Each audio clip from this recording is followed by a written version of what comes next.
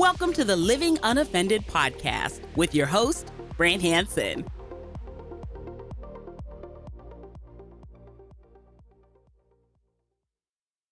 Once again, thank you for listening to this. I'm honored you are. I have no clue how many people are listening, by the way.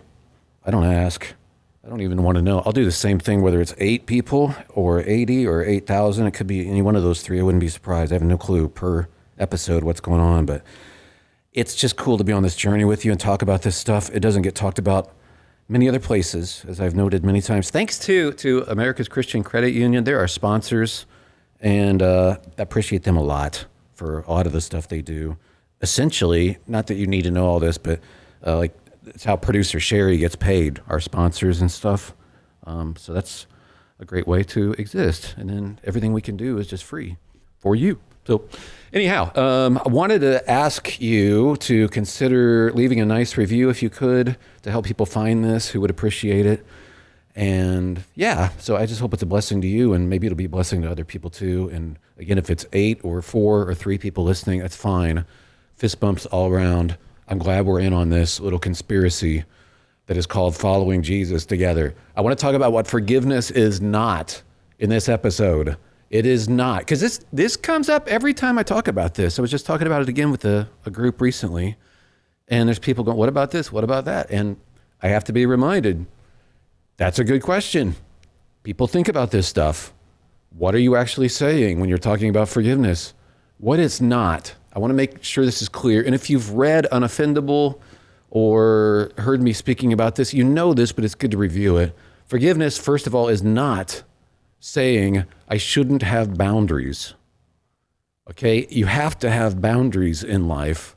It doesn't mean people just get to do whatever they want. They get to hurt you, and you have to pretend like it's not happening, or just, hey, I have to put up with this because I'm a believer. I just have to endure whatever people are doing. That's not what forgiveness is.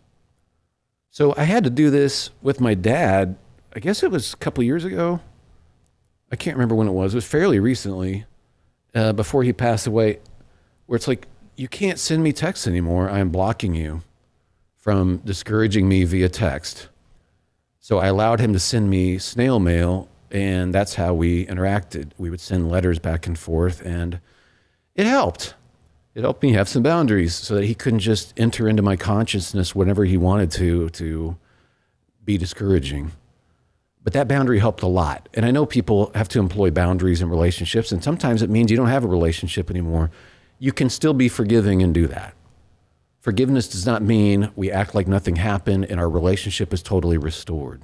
Sometimes that's not possible. But forgiveness on my end, I can still have boundaries. Forgiveness, secondly, well, this is kind of related, is not pretending that you're not being hurt. Not pretending you're not being... So that's a double negative, but I think you know where I'm going there. Third thing, forgiveness is not saying there are no consequences. There are consequences. Our relationship gets altered because of things people have done, or the world gets altered because of things people have done. The consequences are there. There's also consequences under the law. I find it extremely compelling.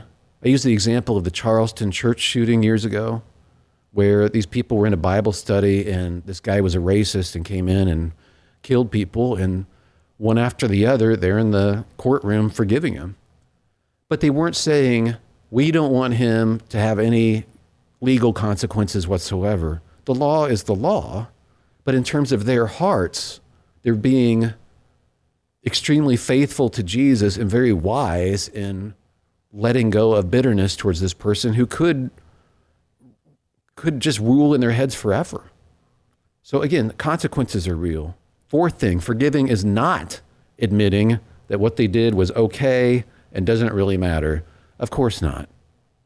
Quite the opposite. By forgiving, you're acknowledging the need for forgiveness. Something went wrong. Something's been broken. Something painful. You're not acting like that didn't happen. It's just, again, there wouldn't be any need for forgiveness.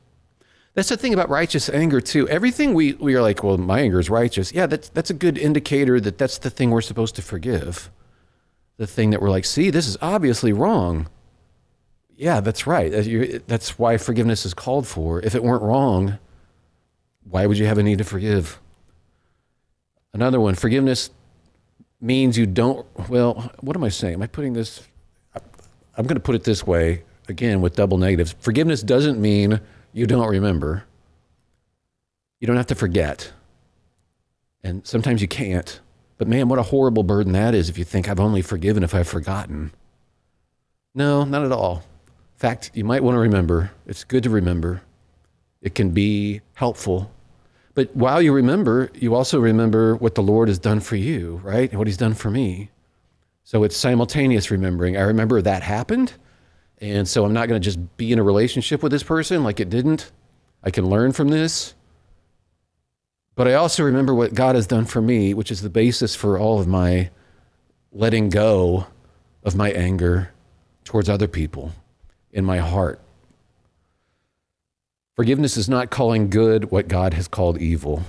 It's not moral relativism either. Again, I think you know all this stuff, but it's good to review. It's good to talk about it. One more thing it's not. It's not optional. Not for a follower of Jesus, that is. It's not optional. It's not something you might do if you want to go really radical and crazy with your walk with Jesus. It's, something you could consider. It's everything. It's our way to be like God and in his, like to be a person after his own heart. Look at what he did for his own enemies. Look at Jesus on the cross. So that's what it's not. What it is refusing to let bitterness take control of you. And it will take root. Bitterness is a root, and it will flower in a disgusting way. It will pervert the rest of your life and your character in your life, and you will wind up paying a high price. This is a route to freedom. And every time I read about it, every time I read about forgiveness and how excruciating it is, and I was just reading Tim Keller wrote about it, and he was talking about how it's really death to self, and it feels like death in the moment when you're forgiving somebody. It hurts. It hurts. But as much as Keller's right, and he can wax poetic about that, and I appreciate that, as we've talked about before, it does get easier.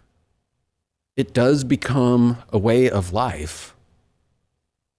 And if you've experienced that, you know what I'm talking about. If you haven't, you might think that's nuts. Like every time it's going to be the same level of difficulty. I don't think that's true. I think we become different kinds of people as we practice this. Now, of course, it's going to be related to the depth of the loss that you've experienced. But I'm saying, like, if it's the same level of hurt every time, and you've made a practice of forgiving things, because we know this. I say this all the time. Even in traffic, people can hurt you. They can bother you. They threaten you. But that level of threat you can experience differently as you practice forgiveness. We change, and it makes life better. Yoking yourself to Jesus is more restful. So this is something we can grow into. And I keep hitting on that, but it keeps being true, and I keep wanting to mention it. So thank you again for listening. Honored. Please walk this out. And if you have any questions, by the way, or just thoughts on this stuff, I'd love to read that. Try not to go on too long because I try to keep things short myself, but I'd love that. And I do read my emails. It's Brant@BrantHansen.com. Again, thanks to America's Christian Credit Union. They're doing car loans, and they can help you with that. If you need to refinance a car loan too, that could save you some money. Just wanted to mention that. It's americaschristiancu.com/Brant. And God bless you. Talk to you soon.